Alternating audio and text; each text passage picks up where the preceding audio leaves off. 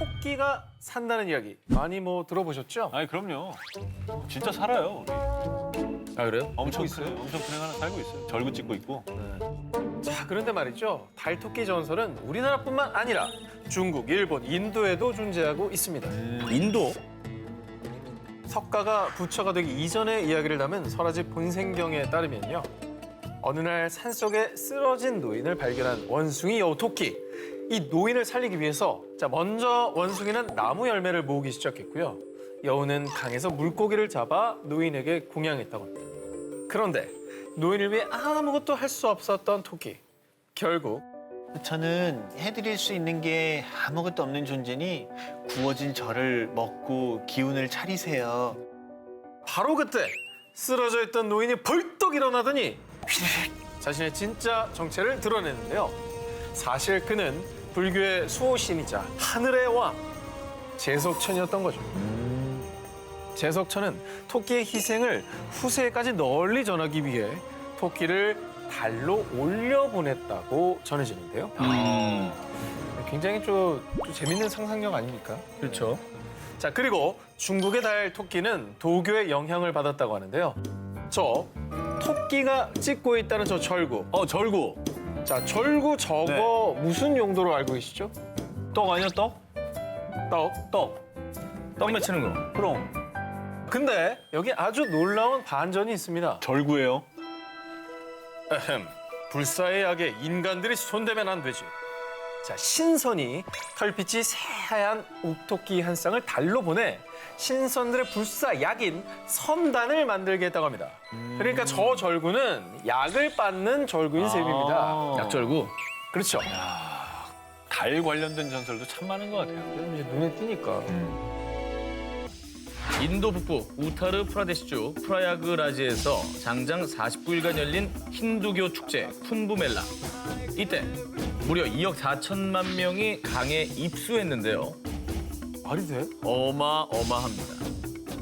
이 쿤부멜라는 2017년 유네스코 인류 무형문화유산에 등재되기도 한 세계 최대 종교 축제인데요. 이곳에서 몸을 담그게 되면 특별한 신의 은총으로 죄를 사함을 받고요. 구원의 길에 들어선다고 믿고 있다고 합니다. 속죄하기도 힘드네요. 예, 저 줄 서가지고 저기 들어가려면. 속죄도 저 번호표 뽑아야 돼요. 네. 이곳이 인도에서 종교적으로 굉장한 의미가 있는 이유. 창조의 신 브라흐마가 최초의 제사를 드린 곳으로 알려져 있기 때문입니다. 일종의 힌두 신화의 창조의 신이군요. 맞습니다. 가장 메카 같은. 그렇죠. 자, 인도에서는 최고의 신으로 추앙받는 삼주 신이 있습니다. 우주의 질서를 유지하고 보호하는 신 비슈누. 세계 멸망과 재건을 책임지는 파괴의 신 시바. 그리고 오늘의 주인공 천지를 창조한 신 브라흐마. 제가 인도 여행을 다녀왔잖아요, 예전에. 예. 인도의 모든 트럭과 택시에는 저 브라흐마가 있어요. 무조건 있어요. 없는 차를 본 적이 없어요. 태초의 신 브라흐마는요, 스스로 알을 깨고 세상에 나와 만물을 창조하기 시작했는데요. 야, 여기 또 안 나오네요. 그렇죠. 본인이 깨고 나온 알, 그 반쪽으로 하늘을, 나머지 반쪽으로는 땅을 만들었어요. 요거 반고랑 똑같네. 네. 그리고 자신의 몸에서 아름다운 여인을 창조해 사라스와티라는 이름을 붙여줍니다. 어떻게 보면 이제 딸을 만든 것이죠. 그런데 사라스와티가 너무 예쁜 거예요. 그러면서 뜨거운 욕정을 느끼기 시작합니다. 하지만 사라스와티는 그게 너무나 부담스러웠던 그래, 것이죠. 아빠인데. 그래서 아버지 격인 브라흐마를 피했는데 내가 그렇게 숨어버리면 어쩔 수 없구나. 이걸 더 만들 수밖에. 바로 머리를 더 만든 겁니다. 처음엔 머리 2개, 그다음에 머리 2개를 더 만들었어. 머리가 총 5개가 된 것이지요. 그리고 5개의 시선이 그녀를 마구 추적을 했습니다. 이때 사라스와티는 아예 하늘로까지 도망을 쳤는데 브라흐마는 하늘을 향해 간곡하게 외칩니다. 우리의 결함만이 만물을 창조할 수 있단다. 내려와서 모든 생물과 신, 악마를 만들자꾸나. 브라흐마의 청을 듣고 마음이 약해진 사라스와티는 하늘에서 내려왔고 결국 둘은 하나로 맺어지게 됐다고 합니다. 그렇게 둘 사이에서 탄생한 것이 인류의 조상인 마누. 참고로 앞서 나온 그 인도판 노아의 방주 마누, 그 마누의 선조인 셈이죠. 연결이 되네, 이렇게. 그렇죠. 저 인도 갔을 때 떠올려 보면은 시바나 비슈누나 가네샤는 많이 있어요. 근데 네. 브라흐마는 많이 없던 것 같아요. 네. 그 저 얼굴이 뭐 택시나 이런 데 많이 없었던 것 같아요. 뭐 아까는 트럭마다 브라마가 아, 있네. 그거는 네. 이제 인도의 모든 트럭과 택시에는 저 브라흐마가 있습니다. 편집하면 됩니다. 거의 뭐 파괴신 비슈는데요. 예, 전 편집의 신입니다. 예, 예. 음력 1월 1일 중국 최대 명절 춘절. 매년 이맘때가 되면 중국 전역은 온통 화려한 붉은 빛으로 물드는데요. 아이들이나 어른 할 것 없이 한자 복자를 만든 종이나 천을 창문과 집안 곳곳에 붙여두고요. 그리고 밤에는 팡! 팡팡! 화려한 폭죽놀이까지. 중국의 빨간색 사랑은 뭐 다르지 않습니까? 그럼요. 폭죽도 진짜 좋아하고 오죽하면은 제일 큰 방송국이 저 신년 폭죽하다가 건물에다 타버렸잖아요. 불났었죠. 네. 그런데요, 매년 춘절에 중국이 온통 불게 문들고 폭죽을 터뜨리는 이유가 한 전설에서 비롯됐다고 합니다. 전선? 이것도 설화에서 나온 거예요? 설합니다. 네. 아주 오래전 고대 시대 때 중국에선 해가 바뀌면요, 아주 난리도 아니었답니다. 그 이유는 황소의 몸과 사자의 얼굴을 한 중국어로 니안이라고 불리는 괴물과 싸움을 해야 했기 때문이죠. 이 니안은 산속에 살다가 새해만 되면 먹을 걸 찾아 마을로 내려와 가축, 농작물, 심지어 아이들까지도 모조리 잡아먹었다고 합니다. 그러던 어느 날 붉은색과 불 그리고 소음이 미안을 쫓아내줄 것이니라. 한 노인이 구세주처럼 나타나 니안을 쫓아내는 세 가지 방법을 일러줬고요. 이후 마을 사람들은 매년 춘절 전날인 섣달 금음날 니안을 쫓아내기 위해 온 집에 홍등을 달고 붉은색 천을 창문과 문에 거는 등 집을 온통 빨갛게 장식하고 밤새 폭죽을 터뜨려 시끄럽게 했습니다. 오늘도 어디 맛있는 걸 찾아보라. 이 붉은 것들은 뭐람? 저기 죄송한데 이창훈 씨인가요? 어린이 드라마에 맞게. 네. 이 노인 말대로 했더니 니안 퇴치 대성공. 이후 니안은 도교 승려 홍준 라오즈에게 붙잡혀서요, 큰 산이 됐다고 합니다. 니안 설화는 처음 들어봐요. 네. 전설에서 문화가 만들어지고 요즘까지 이어지고 있다니까 신기하네요. 대표적인 미의 여신인 그리스 로마 신화의 비너스. 그런데 이 비너스에 필적할 여신이 있습니다. 미와 다산, 사랑의 상징이자 북유럽 신화 최고 미의 여신 프레이야. 그녀는 북유럽 바나헤임에 사는 바니르 신족이었는데요. 이 바니르 신족이 아스 신족과의 전쟁에서 패하자 평화협정의 명목으로 쌍둥이 오빠 프레이와 함께 아스 신족이 사는 아스가르드의 볼모로 잡혀오게 됩니다. 아스가르드는 우리가 좀 아는 그 거기 아닙니까? 네. 토르 영화에 나왔던. 잘 알고 계시죠, 그 아스가르드? 거기에? 여러분이 아는 그 천둥의 신 토르, 그리고 동생인 장난의 신 로키도 프레이야와 같은 북유럽 신인데요. 이 프레이야의 미모와 토르 로키 형제에 얽힌 재밌는 일화가 있습니다. 소위 말해 인질이었지만 예뻐도 너무 예뻤던 프레이야. 그녀의 미모에 아스족부터 드워프족까지 모두가 그녀의 아름다움에 푹 빠져 있었는데요. 그런데 그 중에서도 아스족의 적이자 거인족의 왕 트림은 토르족의 상징인 망치 뮬리르를 훔친 뒤 토르야, 프레이야를 다오. 그럼 뮬리르를 줄게. 라며 거래를 시도합니다. 그래서 토르와 로키 형제는 프레이야에게 부탁했죠. 하지만 나보고 거인족에게 시집을 가라고? 절대 못해. 형제의 부탁을 거절한 프레이야는 대신 착용하면 미모를 업시켜주는 자신의 목걸이 브리싱가맨을 형제에게 빌려줬습니다. 형, 어쩔 수 없다. 형이 프레이야처럼 변장을 해. 결국 토르는 동생 로키의 제안대로 미모 업글 목걸이를 착용한 채 미의 여신 프레이야로 변신. 그 다음 시녀로 변장한 로키와 함께 거인족 왕 트림을 속이는 데 성공한 뒤 무사히 뮬리르를 되찾고 거인족을 뚜까 혼내줬다는 전설이 있습니다. 그리고 또 재밌는 게요. 지금 우리들 이 현세 사람들에게도 그녀의 인기는 대폭발. 직장인들의 희망, 금요일, 프라이데이의 어원이 바로 이 프레이야에서 비롯됐습니다. 자, 하백은 한국, 중국 이 같은 한자권 문화에 등장하는 신인데요. 삼국사기에 의하면 우리나라에선 압록강인 청하의 신, 중국에선 황하 일대를 주관하는 황하의 신, 이 공통적으로 강과 물을 다스리는 강의 신입니다. 오. 그리고 반신 반어 능력자로 몸의 반을 물고기로 변하게 하거나 용으로도 변할 수 있는 진정한 팔색조 신이고요. 자, 물속에 조개로 만든 아름다운 궁전에 살지만요. 구속은 거부한다. 자, 한 곳에 머물기를 거부. 물의 신답게 흐르는 물처럼 이곳저곳 돌아다니며 풍류를 즐기는 미남으로도 알려져 있고요. 악어, 자라, 오징어 등 물에 사는 친구들을 신하로 두고 있다고 합니다. 자, 여기까지가 한국과 중국의 물의 신 하백의 공통점인데요. 그런데 하백을 대하는 마음은 이 양국이 참 다릅니다. 자, 먼저 우리나라 하백부터 만나보겠습니다. 하백은 고구려의 시조, 동명성왕, 주몽의 외할아버지로 잘 알려져 있죠. 유화 부인의 아버지가 하백이라는 사실은 고려시대 역사서 삼국유사, 고려시대 시집, 동국이상국집 등에서도 나는 하백의 딸로 이름은 유화다라고 언급되어 있는데요. 그런데 하백은 자신의 딸 유화가 처녀의 몸으로 이 천재의 아들인 해모수와 정을 통한 것도 모자라 해모수가 유화를 두고 홀로 하늘로 돌아가 버리자 가문을 더럽혔다며 딸 유화를 내치고 맙니다.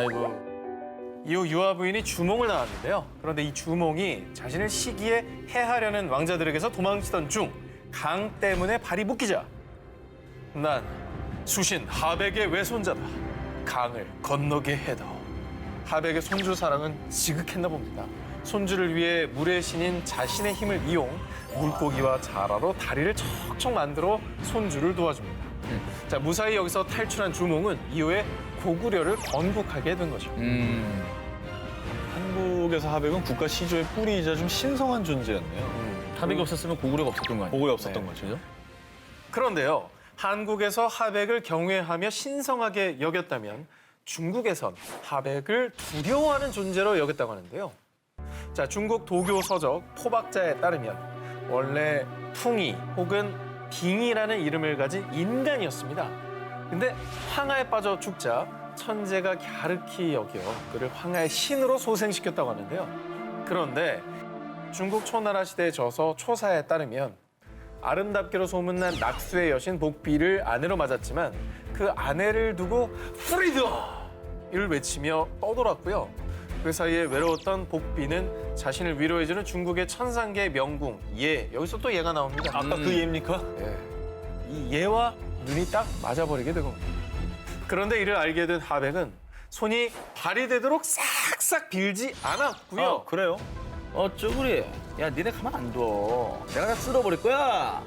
분노에 찬 그는 무시무시한 용으로 변한 뒤 홍수를 일으켜 논과 마을을 쑥대밭으로 만들었습니다. 그런데 정말 브레이크 없이 날뛰던 하백은 응징을 당하게 되니 바로 아내의 내연 명궁 예의 화살에 맞아 왼쪽 눈을 잃게 됐고요. 결국 아내 복비도 잃게 돼버렸습니다. 하나의 이름을 가진 한국과 중국의 신, 같은 듯 다른 신성 살벌한 수신 하백이었습니다. 세종 21년 함길도 도절제사의 보고에 의하면 우지기가 전하길 그해 11월에 사냥꾼이 곰 사냥을 하다가 나무의 빈 구멍에서 방울 소리가 나서 나무를 베보니 두 여자가 모두 아이를 데리고 있었다 한다. 사냥꾼이 물어 두 여자가 대답하기를 수곰의 협박에 당하여 아이를 낳았다고 하였는데 그 아이의 얼굴이 반은 곰의 모양과 같았다고 한다. 이게 조선시대라고? 놀랍게도 이 이야기는 실제로 우리나라 세종실록 86권에 기록된 이야기입니다. 우지개는 오늘날 러시아 연해주에 거주하는 소수민족 우데게족으로 우데게족이 곰의 아이를 낳았다는 얘기입니다. 그래서 지금까지도 자신들이 곰의 후예라 여긴다고 합니다. 우리나라 단군 신화에도 곰이 등장하는데 이 러시아 신화와 좀 연결고리가 있네요. 그 문헌이 심지어 세종실록에 등장한다니. 그렇습니다. 놀라운 거예요. 자, 그런데요. 러시아의 우데게족에게는 더 사연 깊은 전설이 내려오고 있습니다. 아주 먼 옛날 한 사냥꾼이 자기 아이들을 숲에 남겨두고 강물에 뛰어드는데요. 이때 남겨진 소녀는 곰의 아내로 소녀는 호랑이의 남편이 돼 살아가게 됩니다. 그런데 소년과 호랑이 사이에서는 자녀가 없었지만 소녀와 곰 사이에서는 아이가 탄생. 우데게족들은 곰과 인간 사이에서 태어난 이 아이가 자신들의 시조라고 생각한다고 합니다. 이건 너무 우리나라랑 똑같지 않나요? 근데 여기서도 호랑이가 탈락하고 곰이 그러니까. 후손을 남겼다는 게 완전 똑같아. 너무 비슷하네. 자, 그런데 여기서 그냥 끝이 났냐? 아닙니다. 비극이 기다리고 있었습니다. 호랑이와 결혼한 소년이 사냥을 하다가 누이의 남편인 곰을 몰라보고 화살을 쏜 겁니다. 아, 매형을 죽였네. 이때 곰은 죽음을 앞두고 I'm your 매형. 스타워즈예요? 아니 이게 저 다스 베어더야? 다스 베어더. I'm your 매형. 이라고 하며 유언을 하나 남겼는데 내 노인은 내 고기를 먹으면 안 되고 앞으로 여성은 곰 가죽을 덮고 자면 안 된다고 꼭 전해라. 아, 굉장히 뭐 가족끼리 어떤 슬픈 사연인데 이게 지금도 그러면 전해져 내려오고 있습니까? 우대기족은 생계를 위해 어쩔 수 없이 곰 사냥을 하지만요. 그 대신에 곰을 잡은 직후에 Голубатов! Асаса! Сагдыр Асаса! Ух, Годима, извини, что тебя добыли, ага. Дома голод. 그리고 곰고기를 먹기 전에도 모두 모여서 기도를 하고 먹는다고 합니다. 곰의 후예들이니까 곰을 함부로 먹으면 안 되는 거죠. 그렇죠. 신성하게 여기는 거죠. 조상의 유언을 따르기 위한 곰의 후예, 러시아 우대기족들의 소중한 전통의식이 아닐까요? 두 기자님들은 네네. 그리고 지금 TV를 보시는 시청자 여러분도 몽골의 이 부족의 건국 신화를 나도 모르게 알고 계실 겁니다. 나도 모르게요. 시베리아의 진주, 세계 민물 창고로 불리는 러시아의 바이칼호수. 오, 예. 세계에서 가장 깊고 가장 오래된 호수인데요. 그런데 이곳에 몽골의 소수민족 부리아트족이 살고 있습니다. 자, 러시아 연방으로 부리아트 공화국이라는 독립적인 자치공화국을 이루며 사는 민족인데요. 아니 부리아트족 자체를 처음 듣는데 우리가 건국신화 어떻게 알아요? 이 스토리 얘기하면 다 알고 있을 거예요. 부리아트족의 찬란한 건국 신화. 자, 옛날 옛적 호리 투메드라는 사냥꾼이 살았는데요. 어느 날 호리 투메드는 바이칼 호수 주변으로 사냥을 하러 갔다가 3마리의 백조를 발견합니다. 그런데 이 백조들은 평범한 백조가 아니었는데요. 한 마리 한 마리 날개가 벗겨지더니 아리따운 여인들의 모습으로 변합니다. 오호. 이 세 여인은 호숫가 한쪽에 날개 옷을 놓고 수영을 했는데요. 어?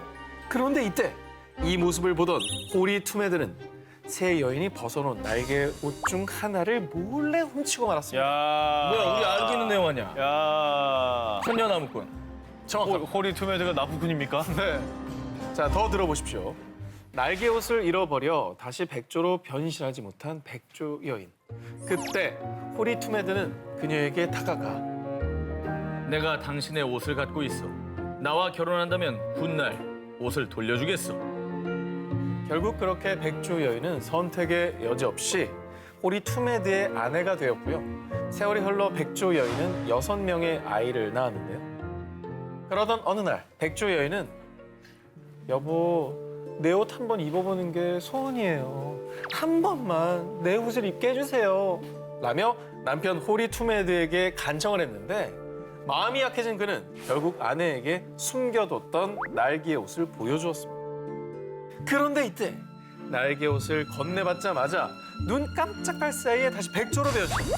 그렇게 남편과 자녀들을 남겨둔 채 하늘로 날아가 버렸는데요. 아 진짜?